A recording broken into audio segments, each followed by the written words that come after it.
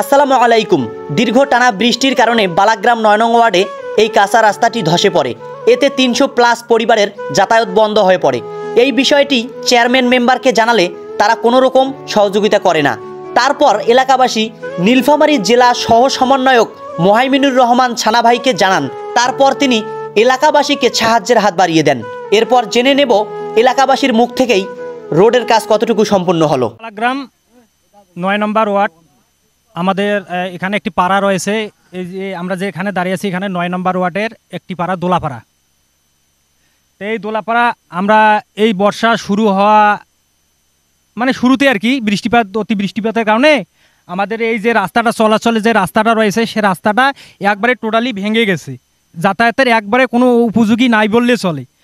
এখানে আমরা স্থানীয় চেয়ারম্যান মেম্বারদের কাছে যাই, এলাকাবাসী সহ, এবং যাওয়ার পর তারা কোনো আমাদের এই বিষয়ে অবগত করে নাই।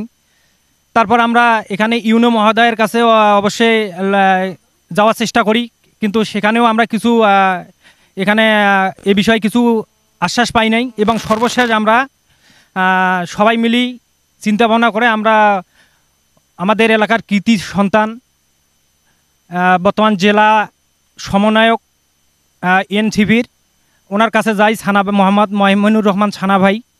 ওনার কাছে যাই আমরা এই বিষয়টা অবগত করলে উনি আমাদেরকে আশ্বস্ত করেন এবং তার নিজস্ব অর্থায়নে আমাদের এখানে মাটি বা রাস্তা মেরামতের যে কাজটা ওনার সহযোগিতায় আমরা এখানে আজকে মাটি দিয়ে ভরাট করতে পারছি এবং আমাদের রাস্তাটা সচল করার জন্য, সাময়িক সময়ের জন্য সচল করার জন্য এজন্য আমরা আন্তরিকভাবে ধন্যবাদ জ্ঞাপন করছি।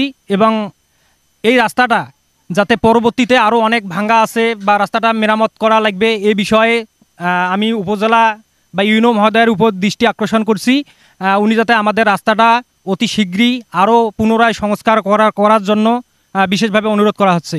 মোহাইমিনুর রহমান ছানা ভাইকে অসংখ্য ধন্যবাদ। আমাদের যে গ্রাম অঞ্চলে যে কাজগুলো করতেছে আসলে এটা দেখার পর মনোমুগ্ধকর একটা বিষয়। তো মোহাইমিনুর রহমান ছানা ভাই গরিব দুঃখী মানুষের পাশে সবসময় থাকে এবং থাকবে। আগামীতে আরও বেশি বেশি বাজেট নিয়ে এসে গরিব দুঃখী মানুষদের সেবা করবে, এই প্রত্যাশা আমি মোহাইমিনুর রহমান ছানা ভাইয়ের কাছ থেকে আশা করি। তো সবাই আমাদেরকে বেশি বেশি করে আরও এই ভিডিওটাতে সাপোর্ট করে সবাইকে দেখার সুযোগ করে দিবেন। আর অবশ্যই আপনারা যদি আমাদের ভিডিওটা শেয়ার করেন তাহলে আপনাদের একটা শেয়ারের মাধ্যমে এই ভিডিওটা সারা বাংলাদেশে পৌঁছে দেওয়া সম্ভব। তো সবাই ভালো থাকবেন, সুন্দর থাকবেন, সুস্থ থাকবেন। আজকের মতো এখানে শেষ করতেছি। আল্লাহ হাফেজ।